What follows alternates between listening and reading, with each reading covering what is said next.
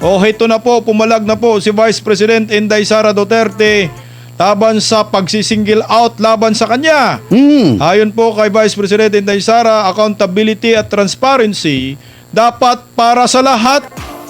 Iginit ni Vice President Sara Duterte na hindi lamang siya dapat managot sa usapin ng transparency and accountability. Question niya ang Malacanang sa pagbubunyag ng kanyang planong 6 na araw na biyahe sa Japan at hiniling na ilabas din sa publiko ang travel authorities at gastusin ng lahat ng opisyal at tanggapan ng gobyerno. Samantala, hiniling ni Vice President Inday Sara sa Senate Impeachment Court na pabilisin ang kanyang paglilitis upang agad na malinawan ang publiko sa mga aligasyon laban sa kanya. Aniya, mahalagang maging mabilis ang proseso alinsunod sa prinsipyo ng Speedy Administration of Justice. Ang tanong mga kapartner at dyan sa comment section, sa tingin ninyo, dapat bang pare-parehong ipatupad ang transparency at accountability sa lahat ng opisyal ng gobyerno, kabilang ang kanilang travel expenses? Alam mo partner, ako tatanungin mo ako, dapat sa akin dapat na ipatupad. Hindi lamang kasi ito nangyayari parang nagkakabutasan sa bawat isang ahensya. Kamukha nung sasabi natin na lagi lang binubutasan itong Office of the Vice President, si VP Inday Sara Duterte. Sa totoo lang kapag nagpatupad ka ng ganito, para hindi masabi na meron pong bias o single out.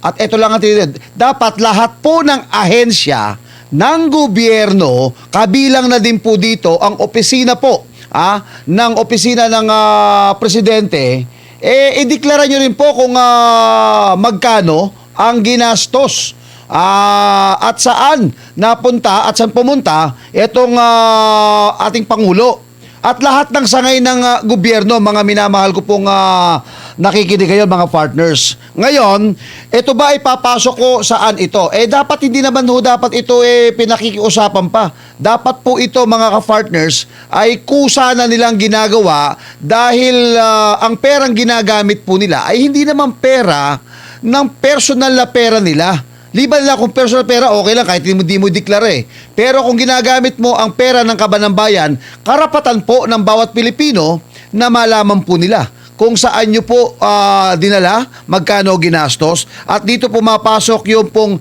transparency. At ito po ba ay binulsa lamang, nasobrahan ng paggastos at kinakailangan sinatawag lang na may accountability. Yun Tama ka dyan, partner. Naimalita na daw, partner. Partner Buds.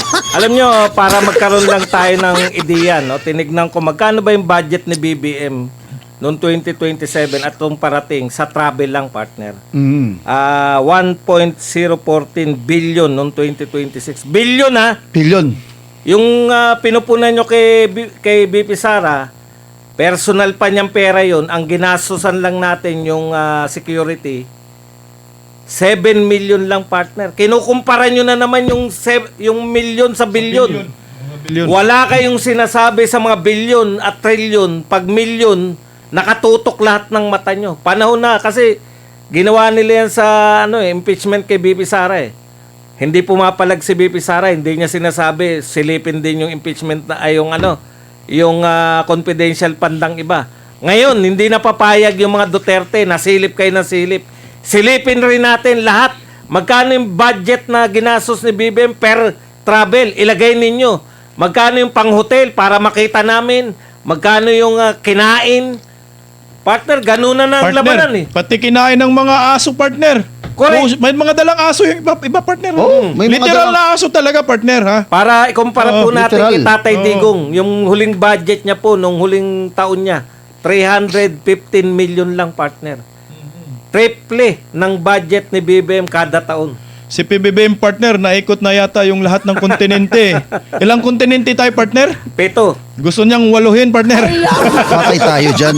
Alam mo, napag-usapan natin nung unang pasok pa lang po na paging presidente ni Pangulong Bongbong Marcos, yung 2022 to 2023, hindi ako magkamali, nasa may 30 yatang travel yan, ano, yung kanyang...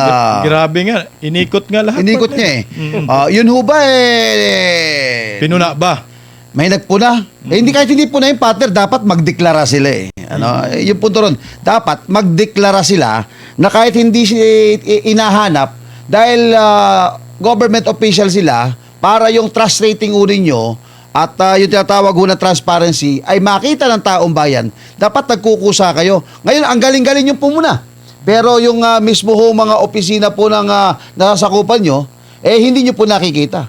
Sa Makatwid, sinisingle out nyo lang po itong opisina o itong si Vice President Inday Sara Duterte. Tama ka dyan, partner. Ito nga yung comment na ni Rina Baher, no? Sabi niya, dapat lang, bakit si BP Inday Sara lang? Pati mga congressman, Ayan pa, senador, congressman pa, partner. especially yung Pangulo ng Republika ng Pilipinas. Correct! Pati yung mga gabinete partner kung saan Correct. pumupunta. Pati si Boeing partner, pabalik-balik din yan partner. Si Vice President Inday Sara ay pumupunta lang yan sa ibang bansa dahil nga si Tatay Digong ay pinakulong ninyo sa dahig. Kung gusto po ninyo, pauwi nyo si former President Duterte para si Inday Sara hindi na po pupunta sa ibang bansa. Yun lang naman dahilan, partner. Alam mo, partner, merong isang kongresista ngayon nung panahon ni dating Pangulong Rodrigo Roa Duterte na na-appoint ito. Tingnan nyo yung diferensya. Nung kay dating Pangulong Rodrigo Roa Duterte, pag alam niya na nga abuso ka na ng pera ka ba ng bayan, pa-travel ka, anong gagawin niya? Warning. Pangalawa, sibak. Is Diba? there a letter T? Ano? Si ano yan? Si Letter R? Si Cookie. Si Cookie. Little Key. Is it? Is it TR? Is it Tango? TR? Tango Romeo? Terry Ridon nga ni. Ay, wala. Yun. Si Terry doon, di ba? Sinibak niya dahil pa-travel lang. Dito po, mga kababayan, ganun ho yung Duterte. Ano, nakita mo? Pagka Duterte nakita nagwawalas ka ng pera ng taong bayan, pa-easy-easy ka, sibak ka.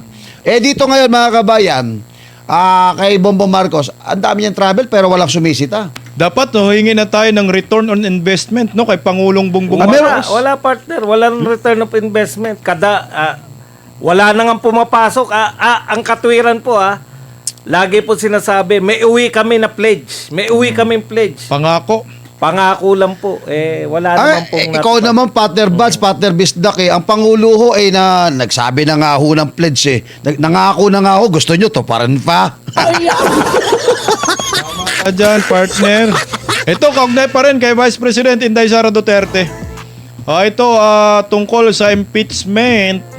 Pagbabago sa 16-vote threshold sa impeachment, babala sa dangerous precedent, partner. Nagbabala ang tagapagsalita ng Senate Impeachment Court na maaaring maging dangerous precedent ang pagbabago sa 16 boto na kailangan para mahatulan si Vice Presidente Sara Duterte. Ayon kay Reginald Tungol, hindi dapat baguhin ang rules sa kalagitnaan ng paglilitis para lamang tugunan ang mga issue sa pagdalo ng ilang senator judge. Ipinaliwanag ni Tungol na itinakda ang 16 votes bilang 2/3 ng 24 na miyembro ng Senado, partner. Alinsunod sa mataas na constitutional threshold para sa impeachment. Nilinaw din niyang legal na maituturing na present ang mga senador na nagparehistro sa roll call kahit na sa ibang bahagi sila ng Senate premises. Kabilang sina Robin Padilla, Mark Villar at Bongo ang nakitang nanood mula sa Senate Lounge. Nandiyan naman sa Senate premises, kasama pa rin, partner. Ito yung mga katanungan dyan, mga kapartner. Sa tingin ninyo, dapat bang manatili ang 16-vote requirement hanggang matapos ang impeachment trial kahit may mga senator judge na hindi palaging nasa session hall? Ako, partner, wag nilang babaguhin yung kung ano ho yung nasa konstitusyon. Kaya nga ho, tinaasan ho yung threshold po, mga kabayan. Ito hong 2/3, 16 senators, para hindi ganun kadali ho na matanggal o ma-impeach. Kasi uulitin ko, mga kabayan, kaya lang naman nila ito babawasan dahil alam po nila kahit ano hong gawin po nila dyan, hindi po sila makakakuha ng 16 na boboto para ho ma-impeach o matanggal si Vice President Inday Sara Duterte. Ngayon, ang katwiran nila, kung papasin natin, partner, pag nagsabi hindi mo na si presiding judge, yung naguguluhan tuloy ako sa dalawa Sino si yung Senate pusa? President. Yung pampaswerte? Yung gumaganon. Si Waling-Waling. Si Waling-Waling. Para maunawaan nila. Pag nagsalita yun ang sinasabi niya ganito, let the roll call begin. Let's start the roll call.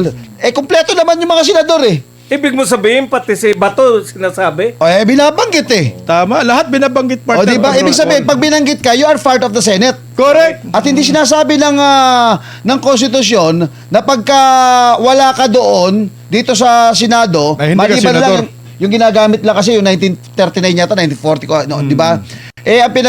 Nangyari na sa ibang bansa yung senador Pero ito, talagang motibo po nito, ladies and gentlemen, gusto nilang bawasan yung threshold ng 2/3 upang pahirapan kasing matanggal si BP Sara Hirap nga sila sa 3C Hirap nga sila makakuha dyan Tapos, diba?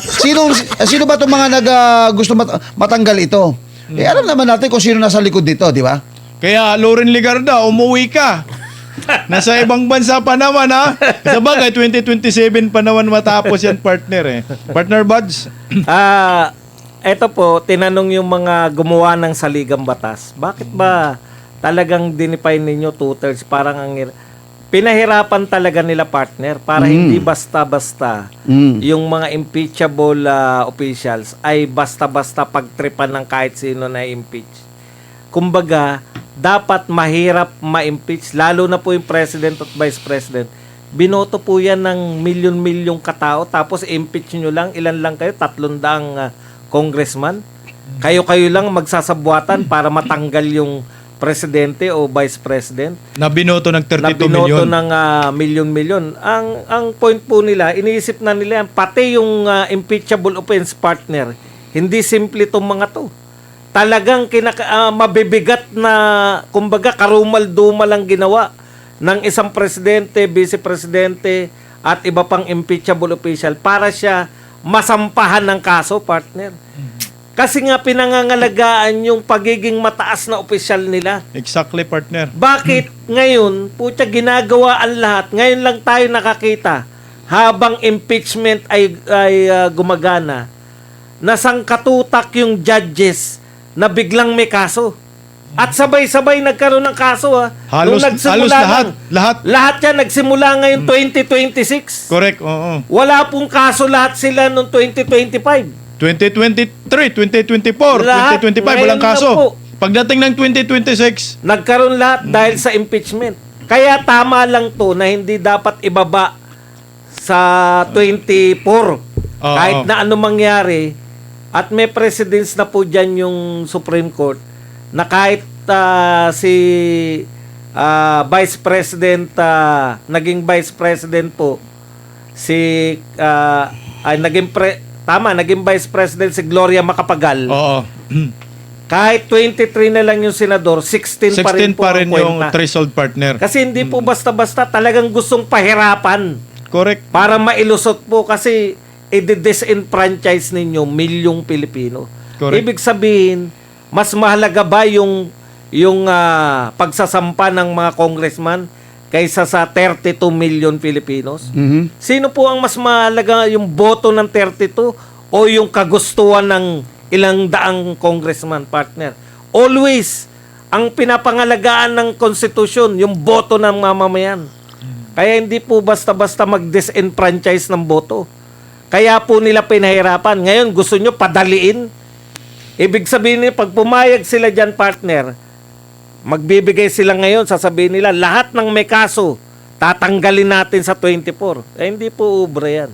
Yan po ay paglabag sa konstitusyon. Nakalagay po dyan, bawal kayong gumawa ng batas. Batas, partner, bawal gumawa ng batas na labag sa konstitusyon. Eto, rules lang ang babaguhin nyo.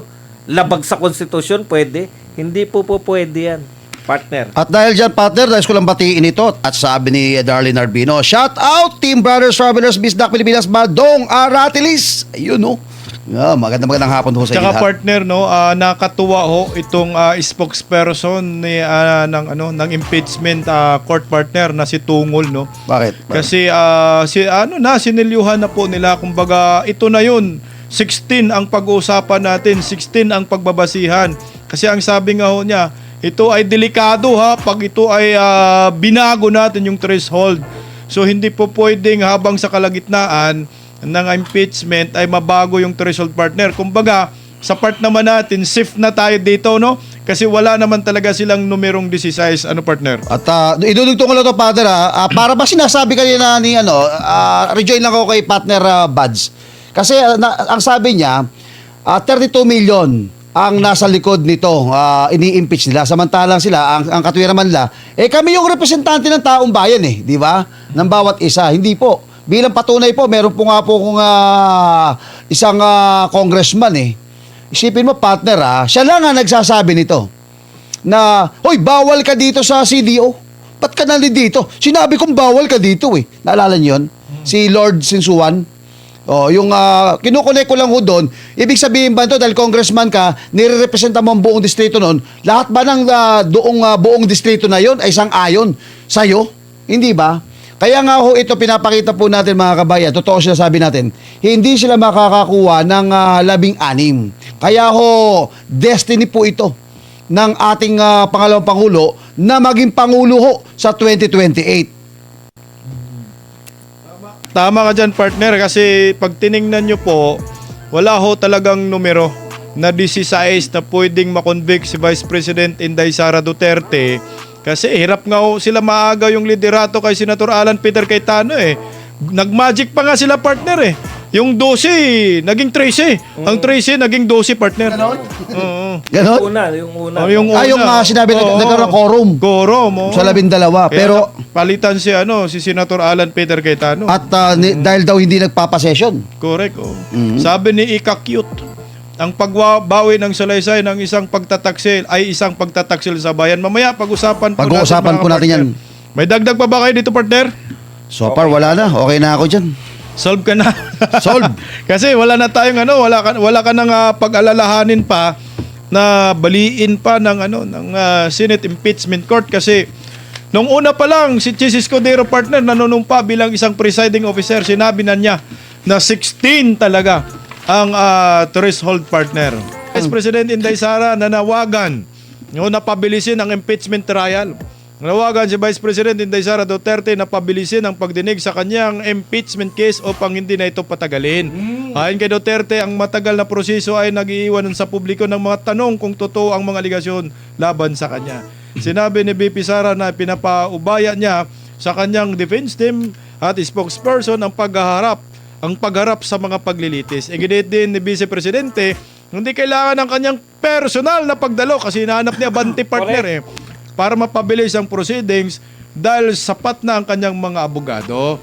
Ayon kay VP Sara, tungkulin ng kanyang defense lawyers ang pagharap sa mga witness at pagsasagawa ng cross-examination. Mga partner, wala na. Nahanap niya banti Partner, wala namang plano talaga. Ang prosecution, alam naman nila na matatalo sila. Talo sila sa witness, talo sila sa boto.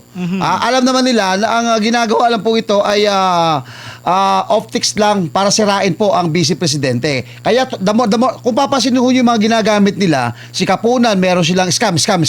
Diba? Kung ano-ano yung mga pinagsasabi nila, scam ito, inuunahan na nila. Kaya nung isang gabi, partner, may mga nakakwentuhan ako, ang nasa utak pa lang tao, convicted na si VP Sara. Dahil nagnakaw na, pinaliwanagan ko. Anong paliwanag mo? Ang paliwanag ko, Baka mga dilawan naman yung nakausap mo kaya.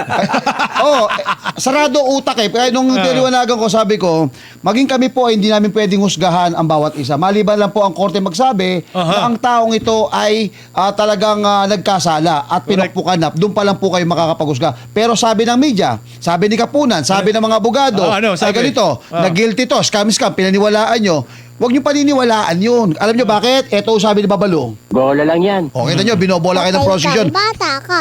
Pangalawa ho, mga kabayan, kung mapapansin ho nyo, na sinasabi ni BP Sara, na bilisan nyo. Bakit? Kaya bilisan nyo, una, nasasayang po ang perang ng taong bayan. 25 Dapat billion. bukas tapusin na partner. Talo rin naman sila partner. Wala nang bearing. O, Wala di ba? namang 16 kasi. Wala na. Pangatlo, hindi na po kinakailangan ng presensya ng Vice Presidente, kamukha na sinasabi ni Atras. Oo. Ayan. Alam si Atras, ang bobo lang yan. Mabalo sabi ni Atras. Bola lang yan. Ang tindi ng pastor na yan, partner. Oo. Si Vice President Inday Sara sa baha. Correct. Ay, Partner Buddy. Partner, hindi lang si Abante yung nagsasabi na umatin siya. Kasi yung akbayan, sabi ni Rafaela David, yung presidente, namana sa amo niyang si Risa Ontiveros. Para daw mapabilis, umatin na raw si BP Sara. Alam nyo, hindi ko maalam, hindi po kami matalino, no? Super talino kami. Pero kung kayo lang po, intindihin nyo, ang ibig sabihin ng abogado, nire-represent niya yung kanyang Kliyente. Tama. Ano yung sinasabi nyo na hindi umaatin si BP Sara? Umaatin siya through her New Year. Representative. Defense team nga eh. defense team nga. 16 yun, partner. Anong ibig nyo sabihin? Pupunta ron si BP Sara, may karapatan ba siya mag-cross-examine? Wala.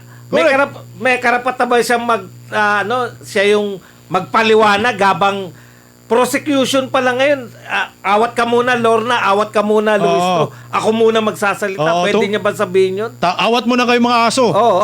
Ako muna makinig kayo lahat sa akin. Oo, Pwede oo. bang gawin ni BP Sara yun? Tama po Hindi. yun. Bakit ngayon pinagpipilitan ninyo Oo. na Oo. umatin si BP Sara? Wala pong bearing yun. Yung Tama po yun. partner, isa na lang. Dalawahin mo, partner. Oh, Sagad tapusin mo na. natin. Sagad mo na. Sagad na Sagad mo natin. na. May 2 minuto. O, magbibigyan ka Ibig sabihin, namin. partner, dati sinasabi nila bago magsimula impeachment, eto, ang dami namin ebidensya, sigurado to. Oh. Nasaan na yung mga sinasabi niyo ebidensya? Hanggang ngayon, wala pa rin kayo mapakita na impeachable yung mga ginagawa ni BP Sara. Correct. Ibig sabihin ngayon, sasabihin nyo, kinakailangan yung umatin si BP Sara para makonvict Mapabilis. siya? Ah. O hindi niya Hindi rin gagawin naman yun. ganun, partner. Hindi mangyayari kasi 16 pa rin magbabase. Yun nga. Ano ba yung pagkakaiba ng pag-atin ni BP Sara? Bakit kayo nananawagan? Pag nagpunta ba dyan si BP Sara, mapapawalang sala siya? Correct. Hindi naman eh. Sa abogado Kahit niya. wala po dyan si BP Sara o hindi, 16 pa rin ang kailangan nyo. Talo pa rin kayo. Talo pa rin. Tama po yun. Oh, partner. Objection! Mabilis na may 2 minuto pa. Sige. Ang sabi, asa si BP Sara, ba't di pupunta dito? Bakit? Pag pumunta si BP Sara, tapos na impeachment. Number 1. Partner, pwede siguro sabihin ni Inday Sara yun. Sige, pupunta ako bukas. Tapusin na natin yung impeachment. Magbotohan na. kayo. Oh, magbobotohan Magbotohan na. Magbotohan Yan, na, di ba? oo. Atat na atat sila kasi alam bakit? Gusto lang nilang makita, pag dumating si BP Sara, nakaredy na sa labas yung alam mo alin. Yung impeach yung mga yung mga amuyong nila. mga kaliwa. Oh, tapos magkakaroon ng optic.